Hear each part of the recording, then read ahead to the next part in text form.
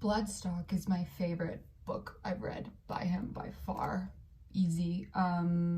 It tells the story of Lindsay Secretariat, who is a late 20s bachelor who just recently gave up on his dreams of becoming an artist and gets a low-level desk job, you know, at a large corporation.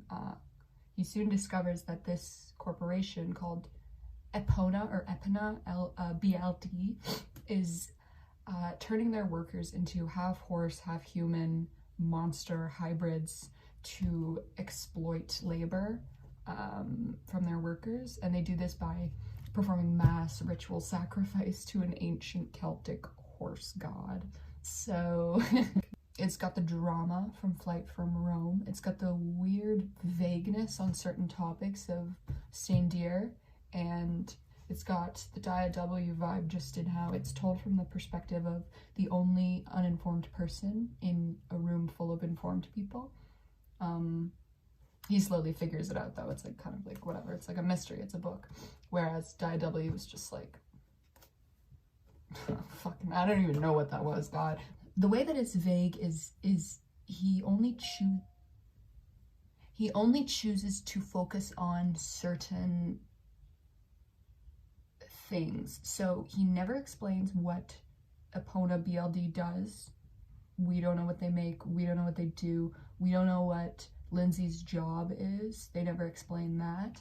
And they also never explain what his art was. He said he gave up on his art and his dreams of becoming an artist, but it's like, it's not like he's a painter or something. Like, they never explain it. They just keep it super vague because I think, and this is a great choice by him, by Paul, I think, because it makes it more relatable. And it's not about the story of this guy who was a painter and blah, blah, blah. It's the concept of giving up on your dreams as an artist and succumbing to the man. That is what is important. And I love that he chose to ignore that because it's the man. It's not some corporation who makes, whatever, cardboard boxes.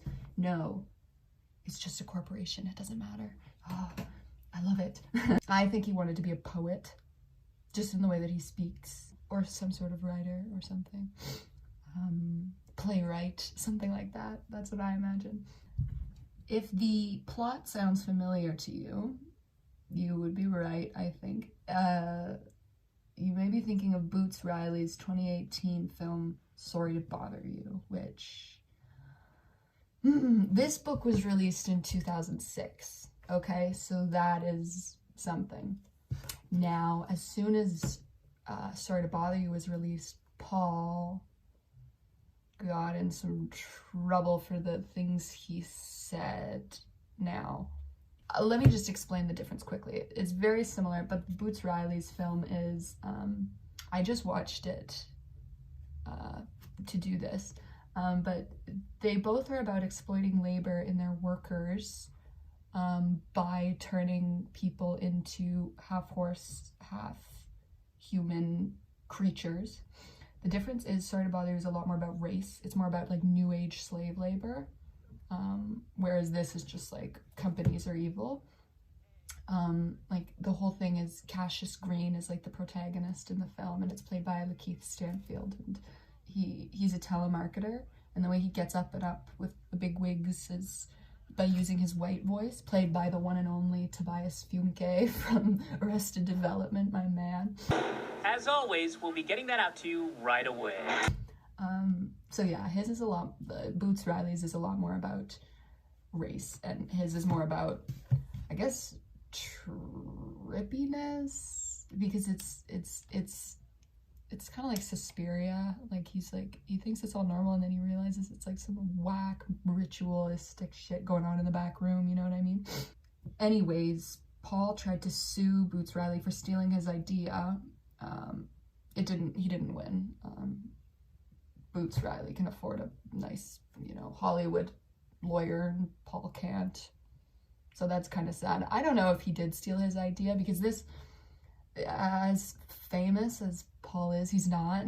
This book didn't do nearly as well, which I'm shocked by, because I like this one way more than a lot of his other books. Maybe he did. I don't know.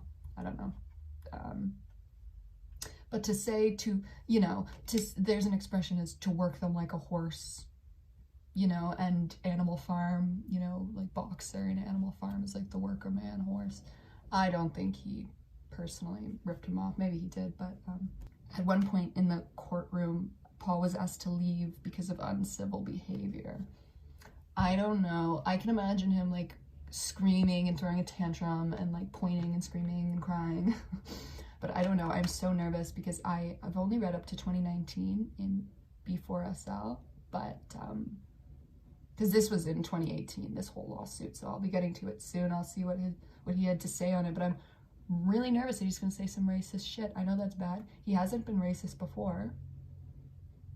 I will admit that. He's gone on about, oh my god, he has written like pages and pages. It's not in pages, it's just like lines, it's just like one chunk of text, but I bet if he printed out, it would be like 10 plus pages of just like sadness and like the tragedy at Benin, like the Benin bronzes and like colonialism, and he goes on about the Holocaust. I know that's not really what we're talking about here, but Jesus Christ, I was reading this one post of his.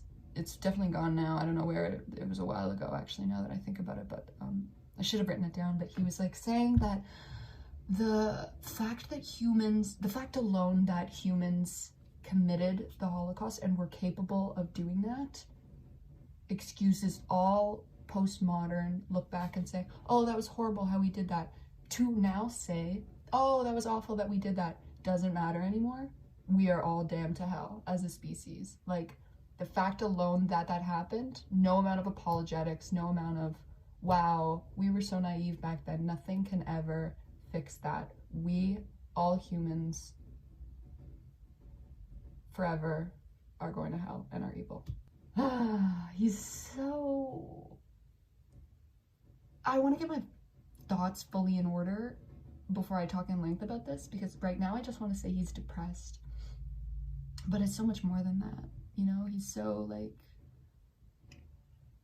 disenchanted with the world. He's, like, given up. That's it. He's given up.